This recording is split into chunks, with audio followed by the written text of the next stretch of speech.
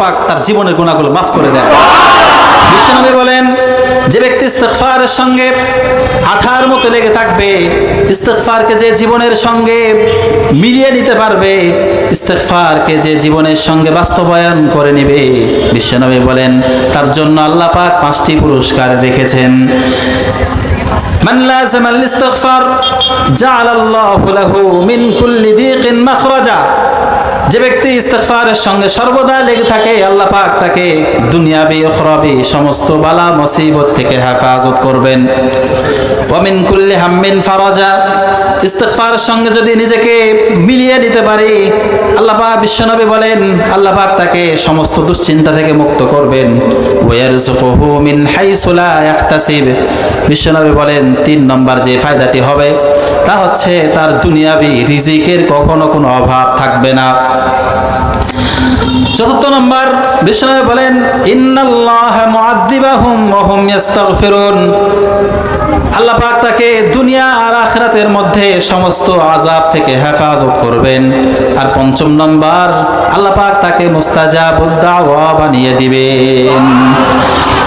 সাইয়্যিদনা হযরত আদম আলাইহিস সালাতু ওয়াস সালাম জান্নাতে ছিলেন, একটি ভুল করে ফেললেন, আল্লাহ পাক তাকে দুনিয়াতে পাঠিয়ে দিলেন। শত শত বছর কেঁদে কেঁদে ঘুরে কিন্তু ভুলের ক্ষমা পায় না। আল্লাহকে ডেকে বলে, ও আল্লাহ, আমাকে এমন কোন দোয়া শিখিয়ে দিন যে দোয়া দ্বারা আপনার কাছে দোয়া চাইব, অথবা এমন কোন পদ্ধতি শিখিয়ে দিন যে পদ্ধতিগুলো ব্যবহার করে আপনার দরবারে চাইব আর আমার ভুলগুলোর জন্য আমি ক্ষমা নিতে পারবো। রব্বুল আলামিন বলেন, তুমি আদম, তুমি নিজের হাতগুলোকে উত্তোলন করো, অনুতপ্ত হও, চোখের পানি ছড়াও আর বলো, রব্বানা যালামনা আনফুসানা ওয়া ইল্লাম তাগফির লানা ওয়া তারহামনা লানাকুনান্না মিনাল খাসিরিন। হে আল্লাহ, আমি নিজের প্রতি জুলুম করে ফেলেছি, অন্যায় করে ফেলেছি, অবিচার করে ফেলেছি। আল্লাহ গো, দয়া করে মায়া করে তুমি আমার জীবনের ভুলগুলোকে মাফ করে দাও।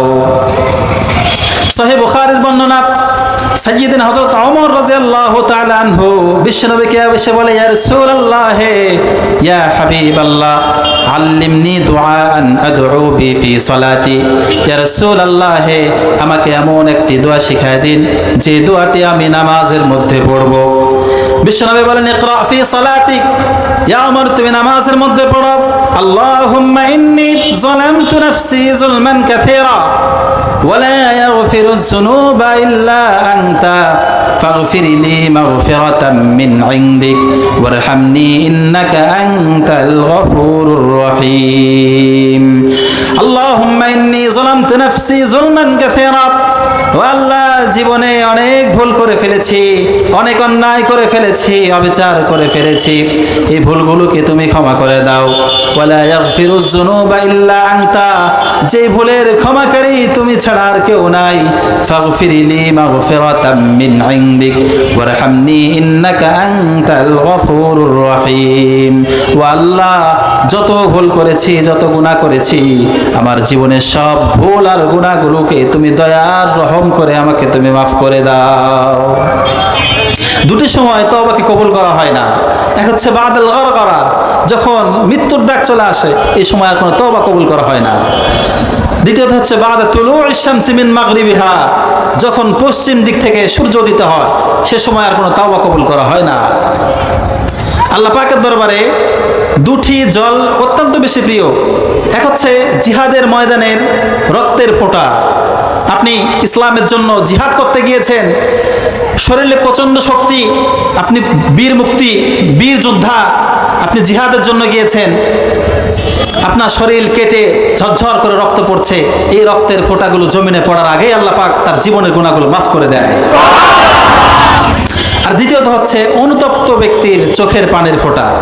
যখন কোনো ব্যক্তি অনুতপ্ত হয়, তো এই অনুতপ্ত ব্যক্তির চোখের পানি ফোঁটাগুলো আল্লাহ পাকের দরবারে অতি প্রিয়, অতি মাহবুব, অতি পছন্দনীয়।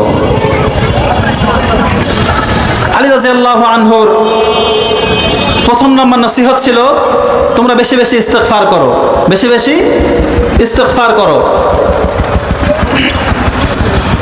এবার আসুন,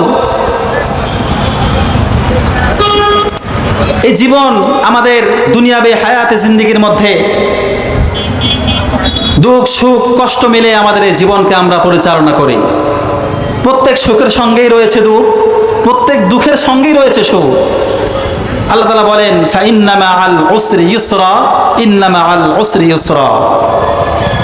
বা বাংলা অনুবাদ হচ্ছে প্রত্যেক কষ্টের সঙ্গেই রয়েছে স্বস্তি। এই আয়াতের আমি 4টি ব্যাখ্যা করব।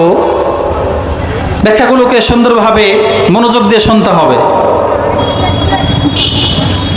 নাম্বার 1, জীবনে আমরা অনেক বেশি সময়, দীর্ঘ সময়গুলোকে আমরা সুখে কাটাই।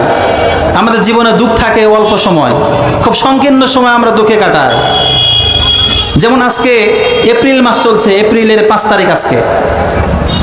এই যে গত 1 মাস আমাদের মাস থেকে বিদায় নিল, এই 1 মাসের মধ্যে যদি জরিপ করা যায় দেখা যাবে আমরা 2 থেকে 3 দিন অথবা 4 দিন আমরা অসুস্থ ছিলাম, বাকি সময়গুলো আমরা সুস্থই ছিলাম, ঠিক কিনা?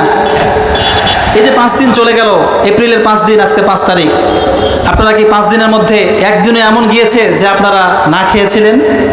একদিনও এমন যায় নাই। তাহলে আমাদের জীবনে দুঃখের সংখ্যাটা কম, দুঃখের সময়টা কম, সুখের সময়টা বেশি।